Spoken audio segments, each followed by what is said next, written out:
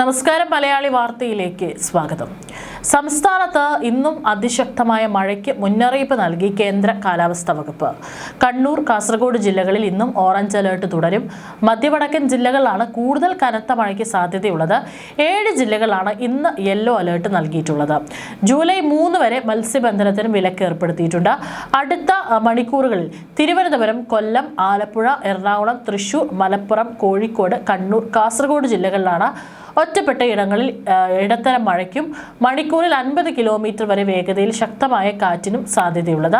മറ്റു ജില്ലകളിൽ ഒറ്റപ്പെട്ട ഇടങ്ങളിൽ നേരിയ മഴയ്ക്കും മണിക്കൂറിൽ 40 കിലോമീറ്റർ വരെ വേഗതയിൽ ശക്തമായ കാറ്റിനും സാധ്യതയുണ്ടെന്നും കേന്ദ്ര കാലാവസ്ഥാ വകുപ്പ് അറിയിച്ചു.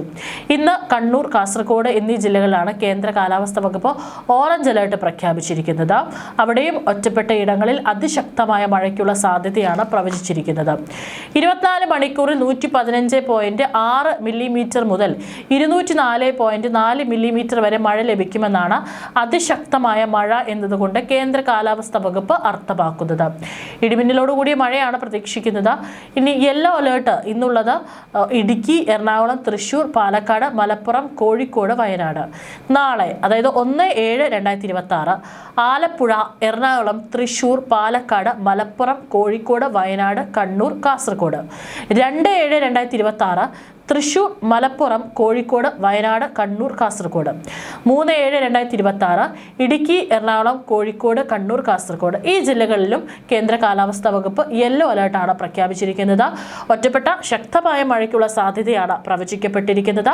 24 മണിക്കൂറിൽ 64.5 മില്ലിമീറ്റർ മുതൽ 115.5 മില്ലിമീറ്റർ വരെ മഴ ലഭിക്കുന്ന സാഹചര്യത്തെയാണ് ശക്തമായ മഴ എന്നതുകൊണ്ട് കേന്ദ്ര കാലാവസ്ഥാ വകുപ്പ് അർത്ഥമാക്കുന്നത്.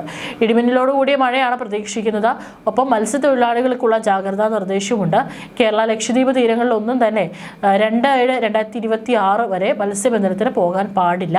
കർണാടക തീരത്തും 3/7/2026 വരെ മത്സ്യബന്ധനത്തിന് പോകാൻ പാടില്ലെന്നും കേന്ദ്ര കാലാവസ്ഥാ വകുപ്പ് അറിയിച്ചിട്ടുണ്ട്.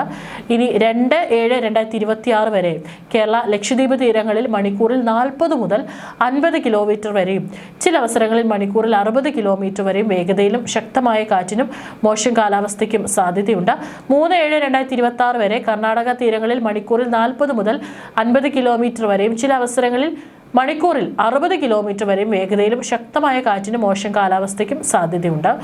ഇന്ന് സൊമാലിയൻ തീരം, തെക്ക് പടിഞ്ഞാറൻ അറബിക്കടൽ, മധ്യ പടിഞ്ഞാറൻ അറബിക്കടൽ, തെക്കൻ ശ്രീലങ്കൻ തീരം, അതിനോട് ചേർന്ന തെക്ക് പടിഞ്ഞാറൻ ബംഗാൾ ഉൾക്കടൽ എന്നിവിടങ്ങളിലും മണിക്കൂറിൽ 45 മുതൽ 55 കിലോമീറ്റർ വരെയും ചില അവസരങ്ങളിൽ 65 കിലോമീറ്റർ വരെയും ശക്തമായ കാറ്റിനും സാധ്യതയുണ്ട്.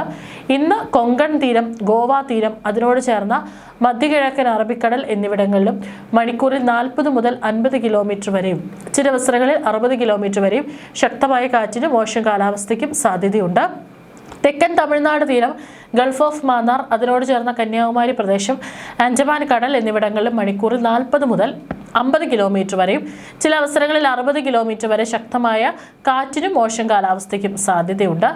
നാളെ മുതൽ 3-ാം തീയതി വരെ സൊമാലിയൻ തീരം, തെക്ക് പടിഞ്ഞാറൻ അറബിക്കടൽ, മധ്യ പടിഞ്ഞാറൻ അറബിക്കടൽ, അതിനോട് ചേർന്ന തെക്കൻ ഒമാൻ തീരം, ശ്രീലങ്കൻ തീരം, അതിനോട് ചേർന്ന തെക്ക് പടിഞ്ഞാറൻ ബംഗാൾ ഉൾക്കടൽ എന്നിവിടങ്ങളിലും മണിക്കൂറിൽ 45 മുതൽ 55 കിലോമീറ്റർ വരെയും ചില അവസരങ്ങളിൽ 65 കിലോമീറ്റർ വരെ ശക്തമായ കാറ്റിന് സാധ്യതയുണ്ട്.